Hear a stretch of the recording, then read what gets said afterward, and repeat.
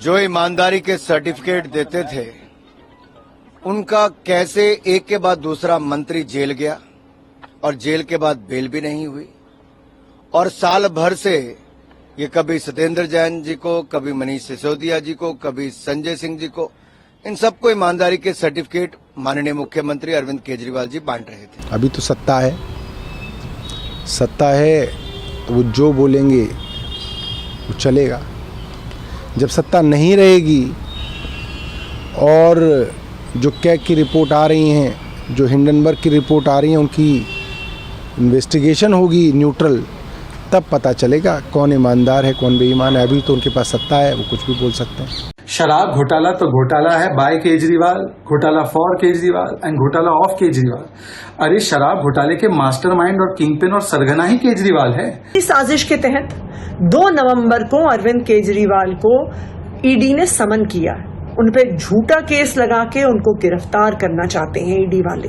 अब अगर क्लियर मोदी साहब ने छूट दे रखी है एजेंसियों को कि सरकार का कोई दखलंदाजी नहीं रहेगी, जो भ्रष्टाचारियों के खिलाफ कार्रवाई होनी चाहिए, तो केजरीवाल साहब, सिसोदिया साहब, इनकी ज्वाइंट मीटिंग हुई है, पैसे का लेन देन हुआ है। देश के लिए आज दुर्भाग्य है कि नरेंद्र मोदी जी जिस तरीके से देश की संस्थाओं को एक एक करके खत्म कर रहे हैं, इतिहास उनको कभी माफ नहीं करेगा। लेकिन मैं एक बात कहना चाहता हूं कि जो कुछ भी हो रहा है वो एक नई राजनीति की तरफ पूरे देश को लेकर जाएगा। जो ईमानदारी के सर्टिफिकेट देते थे उनका कैसे एक के बाद दूसरा मंत्री जेल गया और जेल के बाद बेल भी नहीं हुई, और साल भर से ये कभी सत्येंद्र जैन जी को, कभी मनीष सिसोदिया जी को, कभी संजय सिंह जी को, इन सबको ईमानदारी के सर्टिफिकेट माननीय मुख्यमंत्री अरविंद केजरीवाल जी बांट रहे थे। सच्चाई ये है कि जब से सत्ता में आए हैं, एक के बाद दूसरा इनका नेता भ्रष्टाचार में लिप्त पाया गया, और आप पिछले 8-9 वर्षों की कड़ी एक के बाद दूसरी देखिए कि कैसे व्यापक भ्रष्टाचार आम आदमी पार्टी ने दिल्ली से लेकर पंजाब तक किया है। पंजाब में तो सरकार बनने के 2 महीने के अंदर ही इनके स्वास्थ्य मंत्री को भ्रष्टाचार के चलते इस्तीफा देना पड़ा। आज हालत ये है कि ये पता नहीं कि इनके मंत्री जेल में ज्यादा हैं कि बाहर हैं। तो इसलिए मैं कहना चाहता हूं, जिसका मुखिया ही ऐसा हो जो ईमानदारी के सर्टिफिकेट बांटता हो, तो पता है कि आशीर्वाद किसका था, किसके कहने पे भ्रष्टाचार हो रहा था और पूरा षड्यंत्र कहां से रचा जा रहा था। तो ये बात सबको मालूम थी कि देश के लिए आपको सर्वोच्च बलिदान देना पड़ेगा, और मुझे लगता है कि अब वो समय आ गया है कि आपको देश की खातिर सब कुछ देना पड़ेगा। और हमारे नेता हों या कार्यकर्ता हों, जेल जाने से कोई नहीं डरता है। इतना साफ है कि अब केंद्र सरकार ने पूरा मन बना लिया है कि किसी तरीके से भी बाय हुक बाय क्रुक आम आदमी पार्टी को ख़त्म किया जाए। आम आदमी पार्टी से सबसे ज़्यादा परेशान है केंद्र सरकार। जितने हमले आम आदमी पार्टी पे हुए उतने हमले आज तक भारत के इतिहास पे किसी में नहीं हुए। तो अब सिर्फ ये मंशा है कि आम आदमी पार्टी को ख़त्म किया जाए। 170 मुकदमे किए गए हमारे विधायकों के ऊपर, कोई नहीं टूटा। कोई टूट के भारतीय जनता पार्टी में शामिल ना होने के लिए तैयार है, ना शामिल हुआ। तो अब ये है कि किसी तरीके से अरविंद केजरीवाल को गिरफ्तार किया जाए, अरविंद केजरीवाल को जेल में डाला जाए, इनके बड़े बड़े नेताओं को जेल में डाला जाए और आम आदमी पार्टी को समाप्त किया जाए। कल मनीष सिसोदिया को भी जमानत नहीं मिली और उनका इस तरह से कोर्ट की तरफ से भी कहा है कि 338 करोड़ का पूरा इसमें मामला है, और इस समय चार्जशीट में आ चुका है सामने, और वो इस तरह से साबित भी हो रहा है। टेंटेटिवली उन्होंने कोर्ट में कहा। जिस तरीके से सुप्रीम कोर्ट की सुनवाई मैंने देखी और कोर्ट ने लगातार ईडी से सख्त सवाल पूछे और ईडी के पास कोर्ट के सवालों का जवाब नहीं था, उन सुनवाई के अंदर और जो आखिरी फैसला आया उसके अंदर मुझे उसके अंदर बड़ा विरोधाभास दिखता है, उसके अंदर बड़ा अंतर दिखता है। ये अंतर क्यों है, मैं तो एक छोटा सा आदमी हूँ, मैं नहीं समझ पाया, मगर ये दुर्भाग्यपूर्ण है।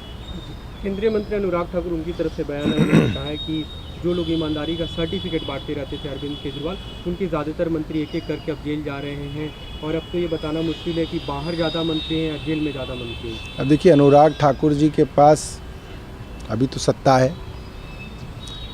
है तो वो जो बोलेंगे वो चलेगा।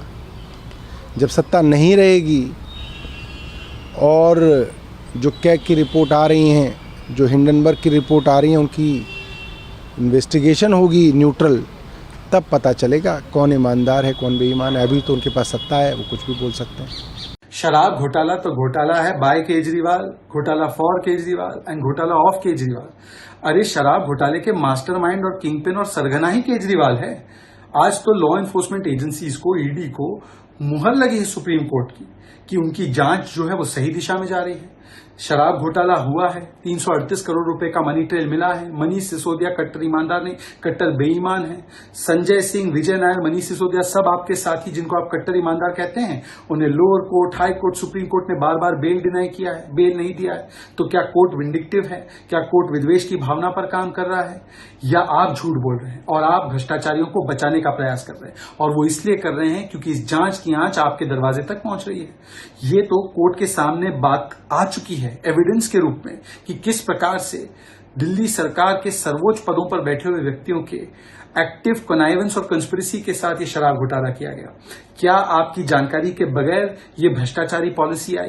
क्या आपकी जानकारी के बगैर 2.5% से 12% कमीशन बढ़ाया गया धवन कमेटी रिपोर्ट के खिलाफ जाकर? क्या आपकी जानकारी के बगैर प्राइवेट सेक्टर को होलसेल दिया गया जिससे कि कार्टेलाइजेशन हुआ धवन कमेटी रिपोर्ट के खिलाफ जाकर? जो सारे निर्णय अवैध तरीके से लिए गए ताकि शराब घोटालेबाजों को बड़ा मुनाफा कमाने का मौका मिले और वो आपको सामने घूस दे सके, क्या ये आपकी जानकारी के बिना हुआ? 164 का स्टेटमेंट है कि ये सब आपकी जानकारी के साथ ही नहीं, आपके संरक्षण में हुआ, आपके नॉलेज में हुआ और आपके घर में आपकी मौजूदगी में हुआ। क्या ये सच नहीं है कि विजय नायर को ही आपने एक प्रकार से अपने शराब घोटालेबाजों के साथ उन्हें मिलाने का और फोन पर उनकी बात कराने का काम फेस टाइम कॉल के द्वारा किया गया था? आज सवाल बनता है कि जब जांच एजेंसियां कानून के हिसाब से काम करते हुए सरगने के पास पहुंच रही है तो आप विक्टिमहुड कार्ड क्यों खेल रहे हैं? आपको तो जवाबदेही देनी चाहिए, रिपोर्ट कार्ड देना चाहिए। भारतीय जनता पार्टी को आम आदमी पार्टी से डर लगता है। दिल्ली और पंजाब में हो रहे हर काम से डर लगता है, फ्री बिजली से डर लगता है, अच्छे स्कूलों से डर लगता है, मोहल्ला क्लिनिक से डर लगता है। इसीलिए वो झूठे केस करके आम आदमी पार्टी के नेताओं को जेल में डालना चाहती है, पार्टी को खत्म करना चाहती है। इसी साजिश के तहत 2 नवंबर को अरविंद केजरीवाल को ईडी ने समन किया। उन पे झूठा केस लगा के उनको गिरफ्तार करना चाहते हैं ईडी वाले, भारतीय जनता पार्टी वाले। पर मैं भारतीय जनता पार्टी को बता दूं कि हम जेल जाने से नहीं डरते, हम उनके झूठे केसेस से नहीं डरते। हम देश के लोगों के लिए, देश के हर आम आदमी के लिए काम करते रहेंगे। केजरीवाल साहब जो मुलजिम हैं, को एक्यूज भी उस केस में हैं, उन्होंने बयान दिए कि हमारी मीटिंग केजरीवाल साहब ने कराई और केजरीवाल साहब ने कहा था कि शराब के ठेकेदारों से कि मेरे आदमी इनसे खुल के बात करो और जो ये करेंगे वो फाइनल होगा। ऑनरेबल सुप्रीम कोर्ट ने टिप्पणी की है कि सिसोदिया की कल जमानत जब कैंसिल हुई थी कि इसमें संदिग्धता नजर आती है, लगभग 350 करोड़ रुपए का घोटाला हुआ है, 1000 करोड़ का घोटाला हुआ है, 3500 करोड़ का। तो उसके लिए केजरीवाल से पूछताछ नहीं होनी चाहिए। देश के प्रधानमंत्री मोदी जी जब 14 में पीएम बने थे, उन्होंने कहा था ना खाऊंगा ना खाने दूंगा। देश की जनता की मांग थी, इसलिए अब एजेंसियां अपना काम कर रही हैं। सीबीआई, ईडी किस लिए बनाई गई थी? इसी प्रकार के भ्रष्टाचारियों की जांच करने के बाद जो गरीब के, जनता के पैसे को लोग खाते हैं, एक नेक्सस बनता है ब्यूरोक्रेट्स, पॉलिटिशियंस, सब लोगों का मिलकर और भ्रष्टाचारी उद्योगपति ऐसे जो लोग होते हैं उनका, उस नेक्सस को तोड़ने का काम प्रधानमंत्री जी को करना चाहिए, नहीं करना चाहिए? ये मैं पूछना चाहता हूं दिल्ली वालों से। ये केजरीवाल एंड कंपनी जो है, इनके रफूगर विक्टिम कार्ड खेलने के माहिर हैं, विक्टिम कार्ड खेलते हैं। मैं पूछना चाहता हूं कि अब वो जवाब दें इस बात के लिए कि आपने शराब का जो कमीशन है वो 12% क्यों किया ठेकेदारों का? क्या इंटरेस्ट था आपका? आपने पब और ठेके खोलने के लिए 3 बजे तक छूट क्यों दी? आपने औरतों के लिए भी अलग पब बनाने के लिए उनको लाइसेंस क्यों दिए ठेकेदारों को? तो ये सब चीजें संदिग्ध हैं और इसीलिए केजरीवाल साहब से ईडी पूछताछ कर रही है। और देश की मांग थी, देश को खोखला भ्रष्टाचार कर रहा था। ऐसे बड़े बड़े घोटाले लोग कहते थे नेता लोग जेल नहीं जाते हैं, भ्रष्टाचार ये करते हैं, आपस में एक दूसरे से सेटिंग करके उसकी सरकार आएगी वो बचाएगा, उसकी वो बचाएगी। अब अगर क्लियर मोदी साहब ने छूट दे रखी है एजेंसियों को कि सरकार का कोई दखलंदाजी नहीं रहेगी, जो भ्रष्टाचारियों के खिलाफ कार्रवाई होनी चाहिए। भारतीय जनता पार्टी और नरेंद्र मोदी का एकमात्र उद्देश्य यही है कि किसी भी तरीके से अरविंद केजरीवाल को खत्म किया जाए। पहले उन्होंने लीगल तरीके से चुनाव के माध्यम से खत्म करने की, रोकने की कोशिश की। इन्होंने दिल्ली में कोशिश की, ये फेल हो गए। फिर इन्होंने पंजाब में कोशिश की, ये फेल हो गए। और जब गुजरात में आम आदमी पार्टी गई तब इनको समझ आना बंद हो गया कि इसको कैसे डील किया जाए। फिर इन्होंने सोचा कि लीगल तरीके से, ईमानदारी से केजरीवाल को हराना मुश्किल ही नहीं, नामुमकिन है। फिर इन्होंने षड्यंत्र शुरू किया और षड्यंत्र के तहत जितने भी मुख्य और बड़े लीडर थे आम आदमी पार्टी के, एक एक करके उनको झूठे आरोपों से, झूठे केसेस में अरेस्ट करना शुरू किए। अरेस्ट करने के बाद भी इन्होंने देखा कि यार पार्टी तो टूट नहीं रही है, पार्टी तो दिन दूनी रात चौगनी बढ़ रही है। फिर ये अपने प्रमुख, इनका जो मुख्य उद्देश्य था अरविंद केजरीवाल को रोकने का, खत्म करने का, उस पर आए और आज इन्होंने सम्मन जारी किया है। इस पे किसी को बहुत ज्यादा आश्चर्य है नहीं, क्योंकि जितनी भी इन्वेस्टिगेटिंग एजेंसीज हैं वो बीजेपी के हेडक्वार्टर से ही ऑर्डर लेते हैं।